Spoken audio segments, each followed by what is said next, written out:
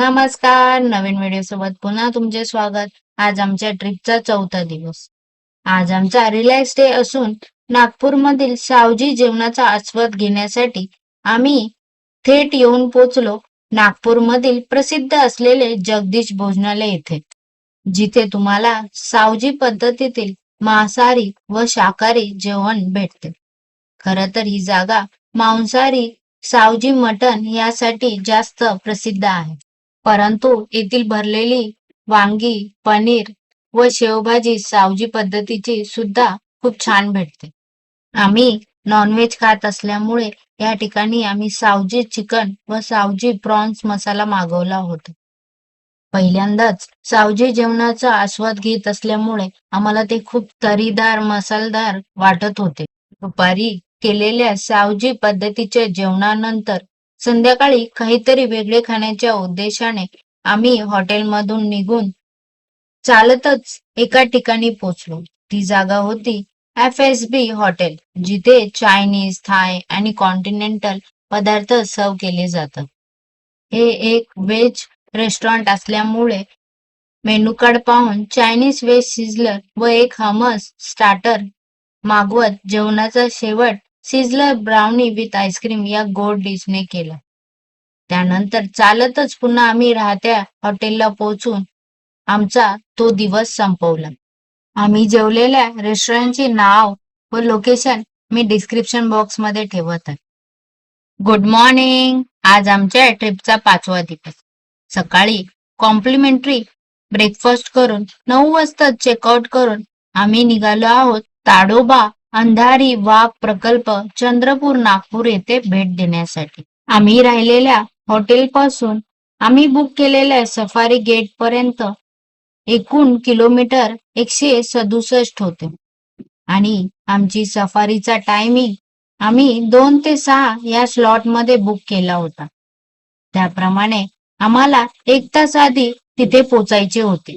आता आपल्याला जर ताडोबाला वाघ बघण्यासाठी सफारी बुकिंग करायची असेल तर सर्वात प्रथम तुम्हाला ऑनलाईन सफारी बुक करावी लागेल, कारण की ही सफारी 3 महिने आधीच बुक करावी लागते.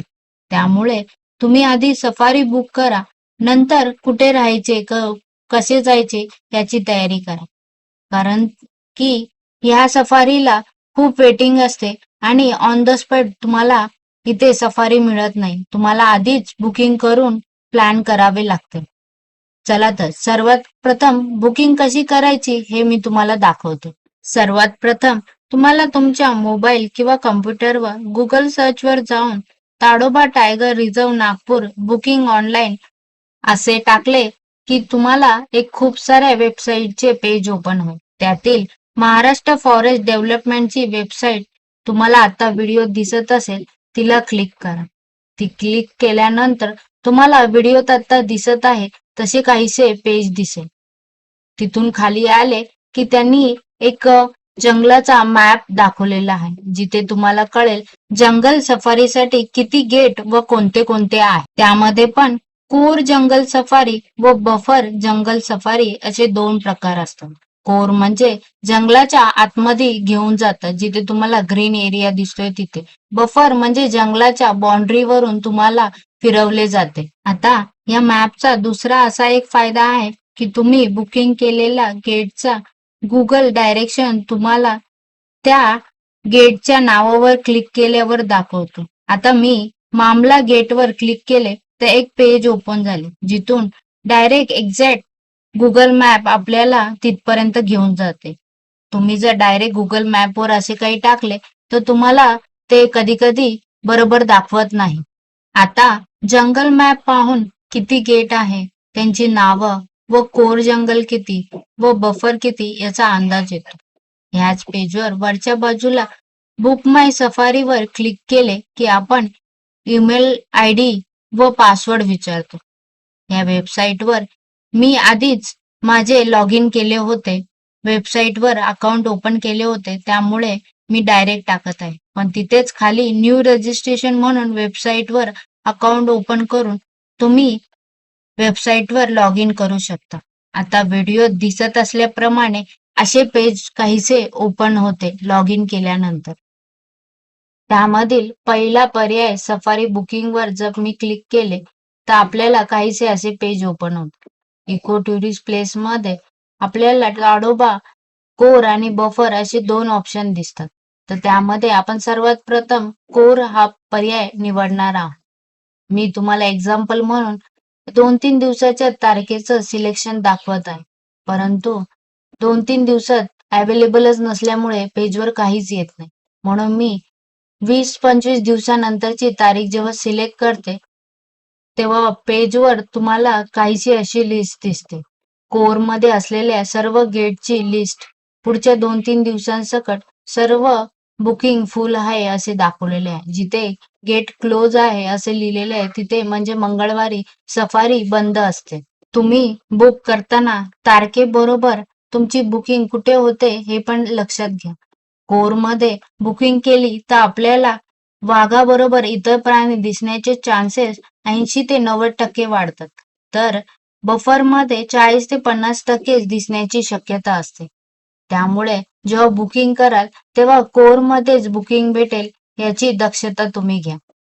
जेव्हा मी आता 90 डेजच्या वरची तारीख सिलेक्ट करते, तेव्हा मला पेजवर अशी काही अवेलेबिलिटी दाखवते. ज्यामध्ये कोरमध्ये किती शीट्स अवेलेबल आहे मॉर्निंग वर आफ्टरनून यामध्ये. सहसा मॉर्निंगमध्ये गेल्यावर जास्त दिसण्याचे चान्सेस आपले वाढतात. आफ्टरनूनमध्ये ऊन वाढल्यामुळे बरेचसे प्राणी हे आडोशाला व आतमध्ये गुहेत वगैरे जाऊन बसलेले असतात. आता मी मोहर्ली गेट कोरमध्ये मॉर्निंग मध्ये जेव्हा सिलेक्ट करते तेव्हा असे काहीसे पेज ओपन होते.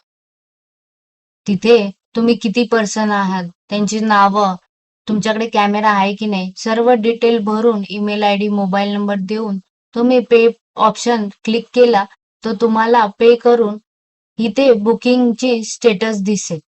जर तुम्ही सफारीसाठी एक जिप्सी बुक केली तर 6 ते 7,000 रुपये तुम्हाला खर्च येतो. एका जिप्सीमध्ये एक ड्रायव्हर, एक गाईड आणि 6 जण अलाउड असतात. तुम्ही जर एकटेच असाल तर फक्त मोहर्ली कोर गेटमध्ये कॅन्टर सफारी म्हणून एक ऑप्शन असतो, ज्यामध्ये 15 जणांची बस व्हेइकल जंगल सफारीसाठी जंगलात जाते. ही बुकिंग करण्यासाठी 15 दिवस आधीच याची विंडो ओपन होते.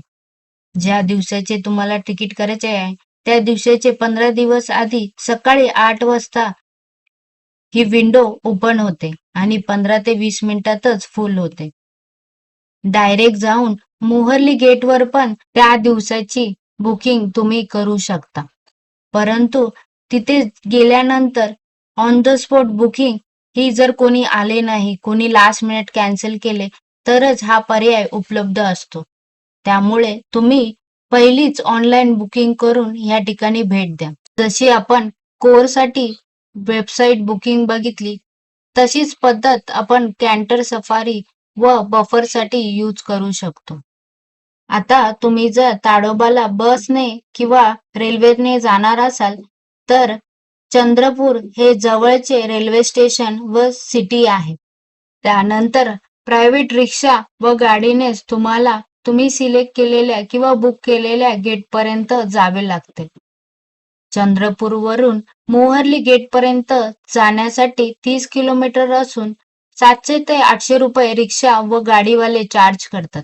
आम्ही जेव्हा ही ताडोबा सफारी बुकिंग केली होती तेव्हा ती 120 दिवस आधी ओपनिंग होते बुकिंगची हे आम्हाला माहित नव्हते. म्हणून लास्ट मिनिट आम्हाला मामला गेट जवळील बफर झोन मधलीच सफारी भेटली. तीच आम्ही बुक करून दुपारी 2 ते 6चा स्लॉट आम्हाला भेटला होता. त्यानुसार मामला गावामध्ये 12:30 पावणे 1 वाजताच आम्ही पोहोचलो. तसे तिथे गेट समोरच एक फॉरेस्ट ऑफिस होते, परंतु तिथे कुठलाही फॉरेस्ट ऑफिसर अवेलेबल नव्हता. समोर बसण्यासाठी जागा होते, परंतु वॉशरूम, पिण्यासाठी व खाण्यासाठी कुठलेही पर्याय उपलब्ध नव्हते. विचारपूस केली तर गावामध्ये एक जण घरगुती पोहे व मॅगी बनवून देत होते. तेच दुपारच्या जेवणात जेवत आम्ही पुन्हा 1:30 वाजेपर्यंत सफारी गेट पर्यंत पोहोचलो. बरोबर 2 वाजता गाईड, जिप्सी ड्रायव्हर बरोबर आमची सफारी चालू झाली. त्याआधी गेटवर एक कॅमेरा घेऊन माणूस आला होता. तो बोलला, "वाईल्ड लाईफ अँगल फोटो काढण्यासाठी हा कॅमेरा बेस्ट असेल." तसा तो वेगवेगळ्या लेन्स आणि त्याचा कॅमेरा आम्हाला तो भाड्याने देत होता. तो ₹700 भाड्याने आम्ही तो घेत आमची सफारी चालू केली. असे कॅमेरे भाड्याने भेटण्याची सुविधा जवळपास सगळ्याच गेटवर उपलब्ध आहे. आमच्या सफारीच्या वेळेस वाघ सोडून एक हरीण व रानम्हैस फक्त आम्हाला पाहायला मिळाली होती. कारण की त्यांचे असे म्हणणे होते, आम्ही थंडीच्या दिवसांमध्ये आलो आहोत, त्यामुळे खूप सारी हिरवळ असल्यामुळे बरेचसे प्राणी बाहेर बफर झोनमध्ये येत नाही आणि दुपारची वेळ असल्यामुळे त्या आधीच कुठल्यातरी आडोशाला बसले असावे, असे त्यांचे म्हणणे होते. त्यामुळे तुम्ही जेव्हा सफारी बुकिंग कराल, तर ती हिवाळ्यात न करता उन्हाळ्याच्या टायमिंगमध्ये करा. तेव्हा सगळीकडची हिरवळ ही सुकलेली असल्यामुळे तुम्हाला व्ह्यू पण लांबपर्यंतचा दिसतो व प्राणी पाणी व शिकाराच्या मागावर बाहेर व जास्त फिरताना आपल्याला दिसतात. त्यामुळे आपल्याला जास्तीत जास्त प्राणी पाहायला मिळतील याची दक्षता घ्या. आता या ठिकाणी सफारीला आल्यानंतर राहण्याची व्यवस्था म्हणजे एकतर MTDCचे ताडोबा रिसॉर्ट जे मोहर्ली गेटच्याच बाजूला आहे. दुसरा पर्याय मोहर्लीमध्ये होमस्टे पर्याय पण उपलब्ध आहे आणि तिसरा पर्याय म्हणजे चंद्रपूरमध्येच राहून आपल्या सफारी टायमिंगमध्ये त्या वेळेस पोहोचणे. हे तिन्ही पर्याय उपलब्ध आहेत. लेट बुकिंग चुकीच्या वेळेस कोर सफारी न मिळाल्यामुळे बफर सफारी सिलेक्ट करून घेतलेल्या डिसिजनमुळे आम्हाला एकही वाघ पाहता न आल्यामुळे आम्ही खूप दुःखी होतो. तरी सुद्धा ड्रायव्हर काकांनी 6 वाजेपर्यंत जंगलामध्ये सफारी करवत आम्हाला 6 नंतर गेटवर पुन्हा सोडत सफारी संपवली. त्यानंतर आम्ही थेट पोहोचलो आम्ही बुकिंग केलेल्या MTDC ताडोबा मोहर्ली या ठिकाणी. इथे आम्ही स्टँडर्ड AC रूम सिलेक्ट केला होता. चला तर तुम्हाला रूम दाखवते. रूम तसा साईज वाईज मोठा होता. रूममध्ये double bed, TV, AC, wardrobe, side table, phone अशा गोष्टी अवेलेबल होत्या. त्याचबरोबर वेस्टर्न टॉयलेट होते. गीझर पण अवेलेबल होता. रूम व बाथरूम तसे क्लीन होते, परंतु टॉवेल वगैरे प्रोव्हाइड केलेले नव्हते. तसे MTDCचे रिसॉर्ट प्रमाणे हे रिसॉर्ट जरा मोठेच होते.